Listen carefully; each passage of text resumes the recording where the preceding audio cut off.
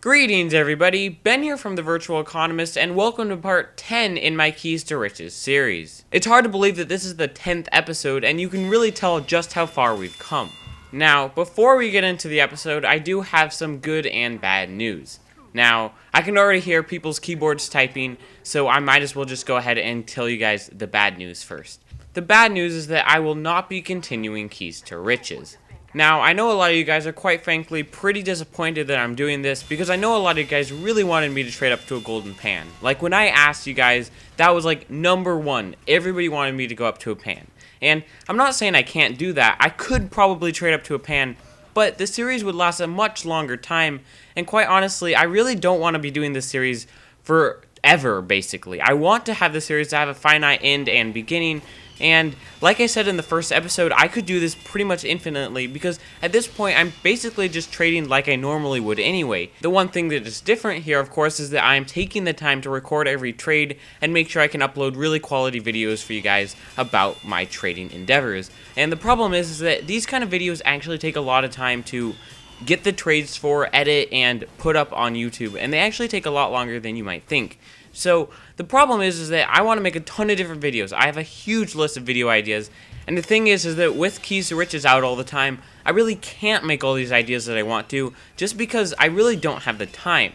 Keys to Riches is something that you really have to get an episode out every 1 to 2 weeks, or else you start falling months or even further behind, and I really don't want that to happen. And so that means pushing off other ideas of videos that I really want to make because I need to get a Keys to Riches out at a certain time. You guys have probably noticed already that I am definitely not the fastest at uploading videos. Like, I take usually around a little bit under a week between each video, which means that if I have a Keys to Riches series out, obviously I cannot get to doing many other things. So I do think I'm actually going to make another reflection sort of style video about this so at some point where I can talk about more about this and some other issues and successes I had with Keys to Riches, just so you guys can sort of see where I'm coming from. So I guess the good news really is now that I have more freedom to upload different kinds of videos, and there's still of course going to be TF2, but there are going to be a lot of videos that you guys have really been asking for. So like for example, I am going to be making a video about how to negotiate and part 5 in my unusual trading guide, and just a lot of other things that I've actually been planning on doing for a while, but of course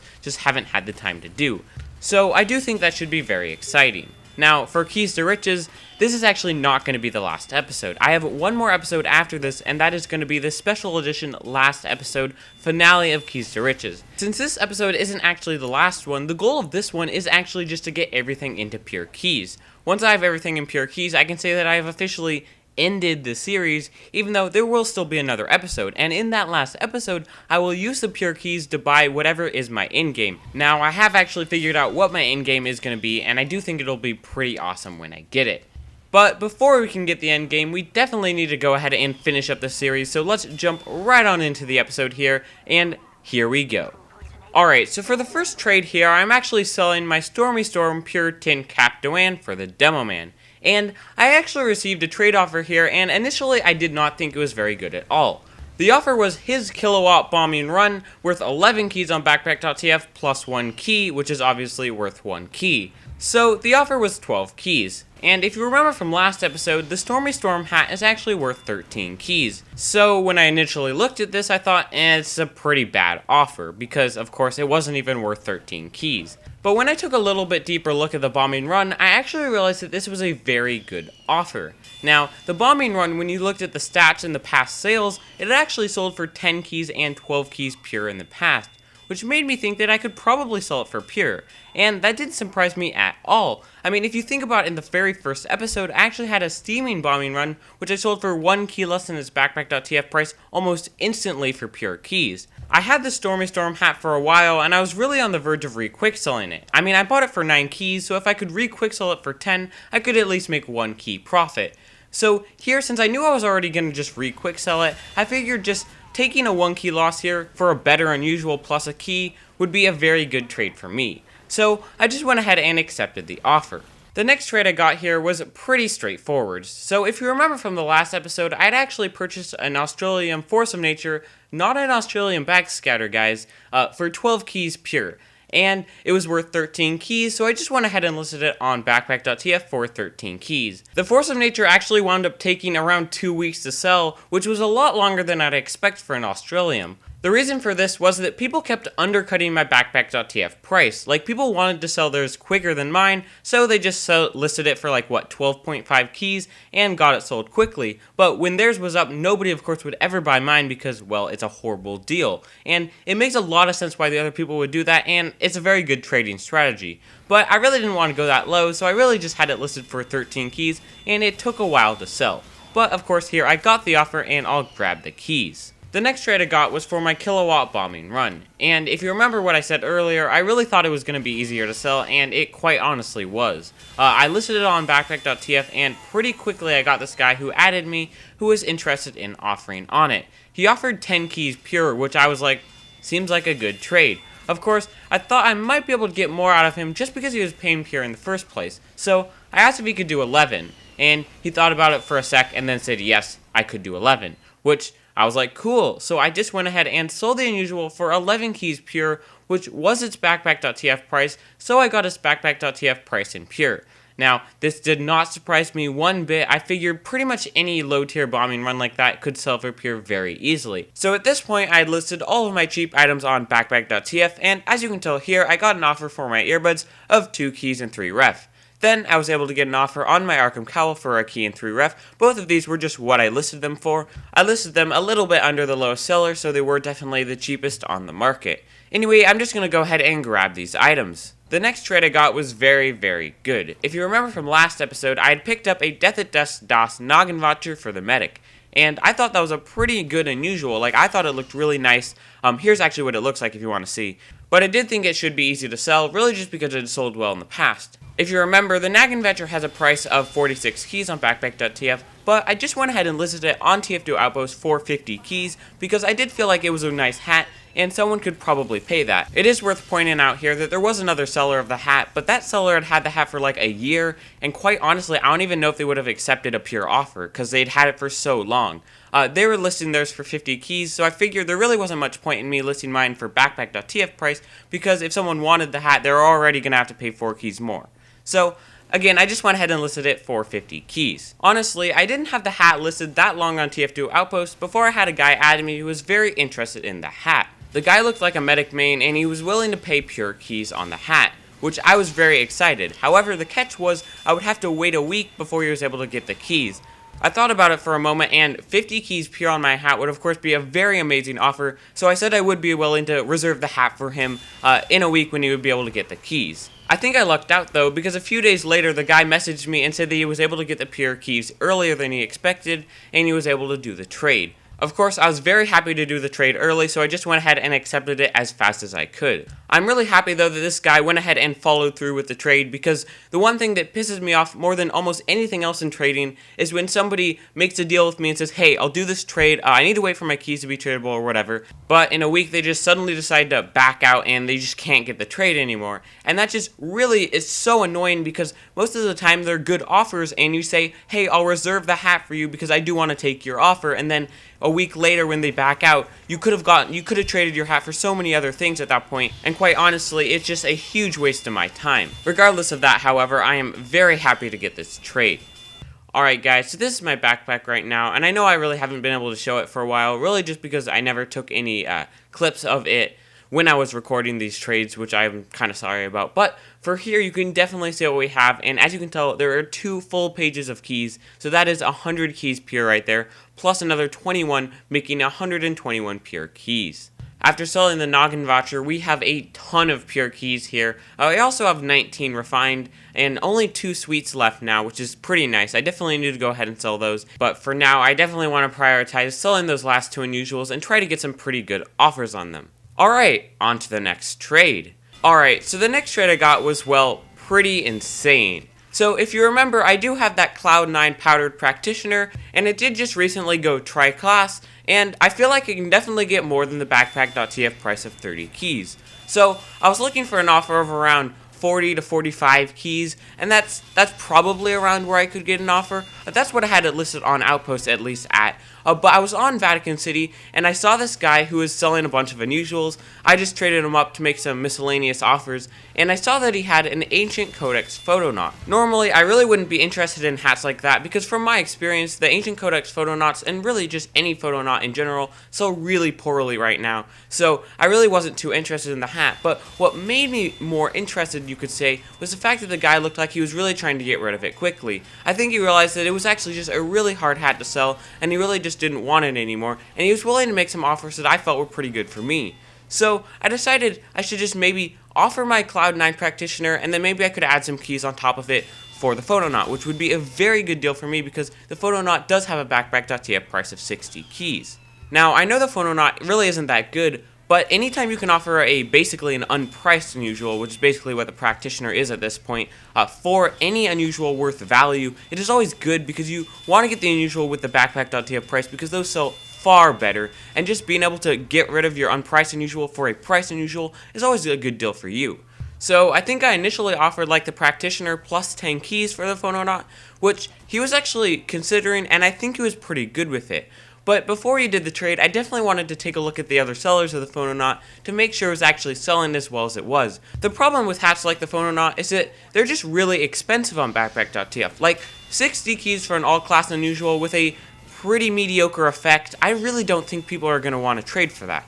So it just kind of sits up there with a high price and no offers. So I really needed to check the sellers to make sure it was actually selling at 60 keys. And when I took a look at the sellers, they were not good. There was a seller at 50 keys, which was very low, and then there was a quick seller at 40 keys. So that is actually horrible because, well, I have to value it at, 50 keys because that's the lowest seller, and I really can't even sell it at that because there's a quick seller for 40. So in other words, the unusual is just pure cancer until the quick seller leaves, and then maybe I could sell it for around 50. So I had to value the hat at around 50, maybe less, which is not 60 keys, it's actually worse. The more I thought about it, the more I just wanted to lower the amount of keys I was adding in the offer because, well, I wasn't even going to be able to get close to 60 keys for the hat. And eventually I just decided I really wouldn't want to do the trade unless it was a 1-for-1 because I could probably get a better unusual for my Cloud9 practitioner than one that would be pretty impossible to sell. I offered a 1-for-1 and he thought about it for a little bit and then he said that he could do the trade. And I really think the reason he said that was because there was a price suggestion on backpack.tf that was trying to lower the price to 50 keys because of the 150 key seller who had been unsold for a couple of weeks. Now, I'm not quite sure if that kind of suggestion would actually be accepted at some point, but it definitely is enough to make somebody panic sell their unusual. So I was actually super happy with this trade and was definitely willing to accept the trade. Now, you might think that's a horrible trade because I just went on ranting about how bad the Photonaut is, but like I said earlier, just trading an unpriced unusual for a priced unusual is just such a good deal. Like, think about it, I paid 21 keys for that Photonaut now, if you really think about it how much PR I put in, and that is just insane for a hat that is probably going to sell for around 50 keys. So I definitely was happy with this trade, and honestly, it was a pretty insane deal. I went ahead and listed the Ancient Codex Photonaut on backpack.tf and TF2 Outpost for 60 keys, but I realized I would never really get any offers on that because of the 40 key quick seller and the 50 key seller. The next day, the more I thought about it, the more I figured it was really just pointless to list it in the first place, so I decided to go and look on scrap.tf and see what they would pay for the unusual. Because the thing with scrap.tf is they can't actually see the other quick sellers on the market, so it's not like they can decline your trade just because of that. So I went over to the scrap.tf bot and saw that they were paying 37 keys and 7 ref.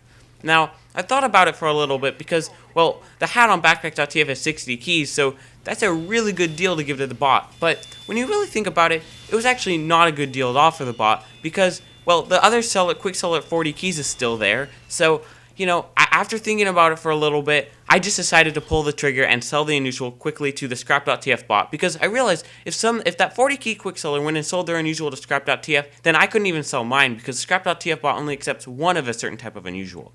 So I just went ahead and sold the Photonaut to the scrap.tf unusual bot for 37 keys and 7 ref. Now, before you say, oh my gosh, that's a horrible trade, it's actually really good for me because remember, I paid 21 keys for the practitioner and then traded it for the Photonaut. And then I traded the Photonaut for 37 keys and 7 ref, meaning that I made 16 keys and 7 refined profit, which I don't really think anybody can complain with because that is still a lot of profit. So this is what my backpack looks like right now. So yeah, it's a lot of keys. I have 150 keys with 3 full pages of keys, plus 8 keys there, and then a decent amount of ref. I think that's 26 ref. So at this point, I only have one unusual here, the Disco Beatdown Dragonborn, and then a couple of sweets there. And I definitely think my priority here is to sell the Dragonborn. Now, I've had it listed on TF2 Outpost for I think around 2 weeks, and it's actually been kind of frustrating to sell. I had this guy add me who was definitely interested in paying pure keys, and we agreed on him paying I think like 21 pure for it, which is 25 keys on backpack.tf, so I figured that would still be a fair price. What really annoyed me was this guy did exactly what I said earlier in the video not to do, and promised that he'd pay the pure keys, and then a week later when his keys became tradable, he just backed out and bought somebody else's unusual. And that really pissed me off because, well, I thought we were going to get this trade and I thought I was going to be able to get the pure keys. Now, this doesn't happen often, but I actually think I lucked out in him not following through with the trade because I was able to get another good offer on the hat. So a few days later, I woke up and saw that I'd gotten a pretty good trade offer. This guy was offering his peace sign Dragonborn plus a professional killstreak strange frying pan for my Disco Beatdown one. And it definitely looked like he was trying to upgrade his effect because I think most people can agree Disco Beatdown while being a 3rd gen looks far better than circling peace sign. Now, initially I didn't think this was going to be a very good offer, but then I looked up the prices and I actually thought it was pretty good. So the circling peace sign Dragonborn is worth 19 keys on backpack.tf, and the professional killstreak strange frying pan was selling for around 12 to 13. Now, when you put the two items together, it's actually like a 5 to 6 key overpay offer on my 25 key Disco Beatdown Dragonborn. I was definitely happy to get this kind of trade, so I just went ahead and accepted it. Apparently, he wanted my 2 dueling minigames as well, which were not in the trading series, but I'm not going to just cancel this trade offer and then resend it to try to preserve the integrity of the series because there's a very high chance that he doesn't accept, and those dueling minigames, let's face it, are pretty much worthless at this point. Anyway, I'm just going to go ahead and accept this trade here because, like I said, it is a very good one for me. At this point, I definitely knew I was winding down the trading series, and I really didn't want to spend a couple more weeks trying to get really good offers out of my stuff. So, I just decided to go ahead and quick sell what I had left, which really wasn't that much. It was just an unusual, the pan, and then a couple of items. First things first, I wanted to quick sell the unusual, and I was really going back and forth for trying to find a price that I think people would actually want to pay. Of course, I'm not going to list like a 1 key discount here because I'm not going to be that guy and post a discount that really is not one at all. So here I was really contemplating, and I was thinking either 14 or 15 keys because the unusual is priced 19 keys on backpack.tf. In the end, I decided to list it for 15 keys, and the next day I got a trade offer for 15 keys, which was what I wanted, so I just went ahead and accepted the offer. A couple of people wanted to trade 14 keys for my hat, at least I got sent offers for that, and of course I was not going to do that when I got a trade offer of 15 keys. The next thing that I wanted to do was get some of the ref just floating around in my backpack into a pure key. I had 26 ref, so I just went ahead and bought a key from scrap.tf for 20.11 ref, leaving me with a remainder of 5.88 ref. Anyway, this is what my backpack looks like after those last couple of trades, and as you can tell, still a ton of keys, exactly 174 keys now with 5.88 ref, and then the pan, and then 2 other items. My plan here is to just quick sell these last 3 items, and then try to buy as many keys as I can with the ref I get left over. To sell the pan, I just went ahead and sent an offer to the highest buyer on backpack.tf. I was able to sell it for 10 keys and 9 ref, which I think is pretty good because quite honestly, I wasn't sure if I could actually sell it for the market price. I think that would take a really long time if I wanted to do that. Alright, so at this point I only had 2 items left, no unusuals, and they were just a strange bread bite and a vintage killer's kabuto, which I got a bunch of episodes back and really have not been able to sell. I've had all these items listed on backpack.tf for a while now, and they really just haven't been selling, which makes me think that they're really just harder to sell than you think. So, to sell them, I did something that is pretty unheard of for an unusual trading series. I went on a regular trade server. Of course, I was just quick selling my items, so I was just selling them for less than market price, and hopefully somebody there would buy them as a quick sell. However, it actually took much longer than I expected to sell them on the regular servers. It took like a couple of hours before I was able to get both the items sold, and it was just really annoying because to me, I would have taken those quick sells any day because you can sell pretty much any item for full price and pure if you take the time. I think that people didn't want to do the trades just because they didn't want to take the time to sell them for full price. So people kept trying to go way lower than what I was asking for, and I really wanted a specific amount. Anyway, I was able to quick sell my vintage killer's kabuto worth around 1.2 keys for 1 key. Then, after negotiating with a lot of people, I was able to sell my strange bread bite for 1 key and 5.22 ref. I really wanted this exact amount of ref though, because it would be exactly enough for me to be able to buy one more key and be able to use up all the remaining refined in my backpack. This item was actually so hard to sell for that price just because it was close to backpack.tf. Backpack.tf was 1 key 6 ref. However, every single other seller of the item was selling for 1.6 keys or more, meaning that backpack.tf was pretty inaccurate in my opinion. And it was just so annoying because people wanted more discount when really they could already make multiple ref off this trade. Anyway, I was able to finally sell it, so I'm definitely happy with the trade. And so, for the final trade of keys to riches, I needed to buy, you guessed it, a key. So I just went ahead and hopped over to scrap.tf and decided to go ahead and buy 1 key for 20.11 ref, which I had made it exactly so it would use up all the rest of my ref in my backpack, so I would have nothing but keys in the end. Anyway, for the last time, I'm just going to go ahead and accept this offer and grab the key. It looks like we have one new item here, so I'm just going to go ahead and grab it, and there is the key. Alright guys, so we have finally reached the end of Keys to Riches here, and as you can tell, every single item here is in a key here. So we have 187 keys, which is a ton of keys. And especially when you consider that we started with 10 keys, this means that we made 177 pure keys profit, which is obviously a ton. Anyway guys, this is going to be the end of the episode here, but definitely check out my finale when I make that, and that should be pretty soon, where I will trade for my end game, and quite honestly, I think it'll just be pretty awesome in general. Anyway guys, like I just said, thanks for watching, and I'll catch you in the next one.